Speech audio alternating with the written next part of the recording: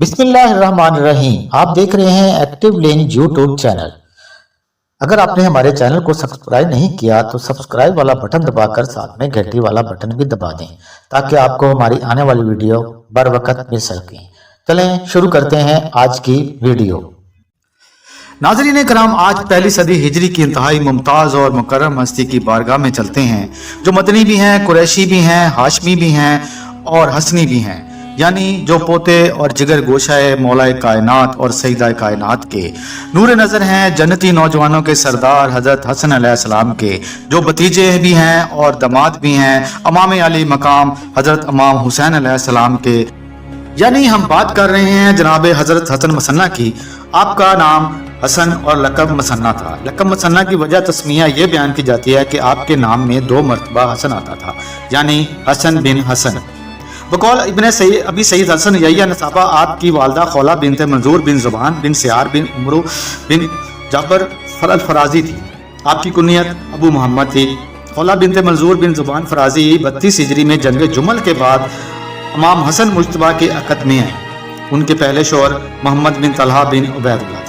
बकौल शेख उमरी अलवी के जिक्र किया अबुल फराज असफानी कातब ने हसन मसन्ना की मादरी भाई यानी उनकी वालदा की पहली शादी से औलाद इब्राहिम और दाऊद थे, जबकि सैयद ज़िया नसाबा अल मदनी ने इब्राहिम, दाऊद और उम्मे अल कासम का भी जिक्र किया जो मोहम्मद बिन तलहा बिन उबैदुल्लाह असहाबी की औलाद थी।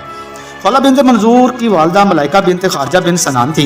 खौला बिनते मंजूर की बहन तमाज़र बिनते मंजूर अब्दुल्ला बिन ज़ुबैर की ज़ौजा थी। अब्दुल्ला बिन ज़ुबैर ने हज़रत इमाम हसन को उनसे शादी की तजवीज़ दी थी और इमाम ने इसकी मुवाफ़क़त में शुरू में मंजूर बिन ज़बान फराजी इस बात से आगाह होने पर नाराज़ थे, लेकिन बाद में राज़ी हो गया। नाज़रीन किराम, हज़रत हसन मसन्ना ने हज़रत इमाम हुसैन से उनकी बेटियों से एक का रिश्ता मांगा। इमाम हुसैन ने फरमाया कि मेरी बेटियों में से जिसको चाहो इंतखाब कर लो। हसन मसन्ना ने शर्म की वजह से कुछ ना कहा, लेकिन इमाम ने उनका अक़द फातिमा सुगरा से कर दिया। वाक़या करबला 61 हिजरी को पेश आया। इस लिहाज से इस्तेमाल यही कि यह शादी अशूरा से कुछ मुद्दत कबल 60 हिजरी में मक्का में अंजाम पाई। इसी बिना पर हसन मसन्ना ने अपनी ज़ौजा फातिमा बिनतुल हुसैन के साथ करबला में मौजूद थे। नाज़रीन किराम, बकौल इब्ने खंदक नसाबा के कि यह शादी इमाम हुसैन अलैहिस्सलाम की शहादत के साल अंजाम पाई। वाक़या करबला 61 हिजरी को पेश आया। इस लिहाज से इस्तेमाल यही है कि यह शादी अशूरा से कुछ मुद्दत कबल यानी 60 हिजरी में मक्का में अंजाम पाई। इसी बिना पर हसन मसन्ना अपनी ज़ौजा फातिमा बिनते हुसैन अलैहिस्सलाम के साथ करबला में मौजूद थे। हसन मसन्ना करबला में मौजूद थे। लौत बिन अबी मुखन्नख के अहमद बिन इब्राहिम हसनी से मनकूल रवायत के मुताबिक इस वक्त आपकी उम्र 19 या 20 साल थी। रोज़ा अशूर आपने बड़ी बहादुरी से इमाम हुसैन की मैयत में जंग की और ज़ख्मी होकर असीर हुए, लेकिन अपने नलाली रिश्तेदार आसमा बिन खारजा फजारी के तवस्सुत से निजात पाई और कोफा में ही उनका इलाज उनकी ज़ेरे निगरानी हुआ और सेहतयाब होने के बाद आप मदीना तशरीफ़ ले गए। बकौल इब्ने अम्बा अबैदुल्लाह बिन ज़ियाद ने कहा, अभी एहसान ले जाओ अपनी बहन के बेटे को। आप हज़रत अली अलैहिस्सलाम की वसीयत के मुताबिक मदीना में हज़रत अली अलैहिस्सलाम के मौक़ूफ़ात के शरई मतवल्ली थे।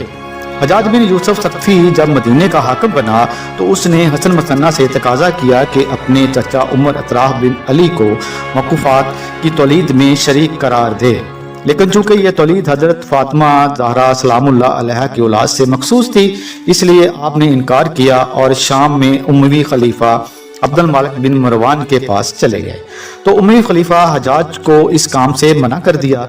हसन मसन्ना ने इसके बाद मौक़ूफ़ात अपने फर्जंद अब्दुल्ला महज के सुपुर्द कर दी, लेकिन मंसूर अब्बासी ने अपने अयाम में अब्दुल्ला महज को कैद कर लिया और मौक़ूफ़ात अपने इख्तियार में ले ली। नाज़रीन, जब हज़रत अब्दुर्रहमान बिन मोहम्मद अशद ने हजाज बिन यूसुफ सक़फ़ी के ख़िलाफ़ अलम बगावत बुलंद किया और अपने आप को खलीफा नामज़द करने का इरादा किया, चूँकि इस वक्त लोग खिलाफत सिर्फ कुरैश में ही देखना चाहते थे और उसी की निस्बत को कबूल करने को तैयार थे। अब्दुर्रहमान बिन अशद ने इस मतलब अलवियों के बुजुर्गों हज़रत इमाम ज़ैनुल आबिदीन सलामुल्लाह अलैहा और हज़रत मसन्ना से इस बारे में खिताबत की तो इमाम ज़ैनुल आबिदीन अलैहिस्सलाम ने इसके तकाज़े को रद्द कर दिया और हसन मसन्ना ने भी हुकूमत के खिलाफ अलम बगावत बुलंद कर दिया। اور بیعت توڑنے کا احتمال کی بنا پر اسے رد کر دیا، لیکن عبد الرحمن کے مسلسل اصرار پر اسے قبول کر لیا اور اس کے ساتھ بعنوان خلیفہ اس کی بیعت ہوئی۔ عراق کے مشہور علماء عبد الرحمن بن ابی یلا، شیخ شبی، محمد سرین اور حسن بصری رحمت اللہ علیہ نے ان کی بیعت کی اور حضرت حسن مثنی الرضا کے نام سے مقلب ہوئے۔ بقول شیخ مفید، حسن مثنی نے کبھی امامت کا دعویٰ نہیں کیا۔ زیدی مذہب میں حسن مثنی کو زیدیوں کے امام کے نام سے بھی یاد کیا جاتا ہے۔ عبد الرحمن بن اشد کے قتل کے بعد حسن مثنی مخفی ہو گئے۔ آخرکار ولید بن عبد المالک کے ساتھیوں نے ڈھونڈ کر انہیں زہر دے دیا اور قتل کرنے کے بعد جنازے کو مدینہ بھیج دیا، جہاں جنت البقیع میں آپ کو دفن کیا گیا۔ ناظرین کرام، صحیح بخاری کی روایت کے منقول ہے کہ جس کی بنا پر فاطمہ بنت حسین علیہ السلام آپ کی زوجہ نے آپ کے مزار پر رقبہ تعمیر کروایا۔ بقول شیخ عمری، آپ کی وفات کے وقت آپ کی عمر 35 سال تھی۔ بقول ابن خدا نسابہ مصری التقی کہ حسن مثنی ایام ولید میں عبد المالک کے دور میں فوت ہوئے۔ ناظرین، ذکر کرتے ہیں اولاد حسن مثنی بن امام حسن علیہ السلام۔ بقول ابی الحسن عمری نسابہ، آپ کی اولاد میں عبداللہ محض، حسن مثنی، ابراہیم غمر، جن میں عبداللہ اور ابراہیم غمر احادیث کے راوی تھے۔ زینب، ام کلثوم، ان سب کی والدہ سیدہ فاطمہ صغرا بنت امام حسین علیہ السلام تھی۔ جعفر، داؤد، رقیہ، فاطمہ جن کی شادی معاویہ بن عبداللہ بن جعفر تیار سے ہوئی، ان کے ہاں یزید، صالحہ، حماد، زیب اور حسین پیدا ہوئے۔ قسمیہ کی شادی حسین بن عبداللہ بن عبیداللہ بن عباس بن عبد المطلب سے ہوئی۔ ناظرین کرام، مصعب زبیری نے آپ کے ایک فرزند محمد کا بھی ذکر کیا ہے، جن کی والدہ رملہ بنت سعید بن زید بن عمرو بن نفیل تھی، اور اس طرح دو بیٹیاں ام قاسمہ اور ام ملیحہ بھی تحریر کی ہیں۔ اور کتاب النسب القریش میں ام کلثوم بنت حسن مثنی کے متعلق تحریر کیا کہ ان کی شادی امام محمد باقر بن امام زین العابدین بن امام حسن علیہ السلام بن امام امیر المومنین حضرت علی علیہ السلام سے ہوئی تھی، اور ان کی اولاد نہیں تھی۔ اولاد محمد میں حسن مثنی بن امام حسن علیہ السلام، فاطمہ، ام سلمہ جن کی والدہ تماظر بن عبداللہ بن عاصم بن عمرو بن مسعود بن مطعب بن مالک الثقفی تھی، اور ام کلثوم بن محمد کی والدہ ام الولد تھیں۔ ان میں ام سلمہ بنت محمد بن حسن مثنی کی شادی سید محمد نفس زکیہ بن عبداللہ بن حسن مثنی سے ہوئی، اور ان کی اولاد میں عبداللہ اشتر کا جو کابل میں قتل ہوئے، بعض مصادر میں سندھ میں ان کے قتل کا ذکر کیا ہے، علی جو مصر گئے اور گرفتار ہوئے اور مہندی عباسی کی قید میں فوت ہوئے، حسین جو فخ میں قتل ہوئے، اصل یہ حسین نہیں حسن تھے۔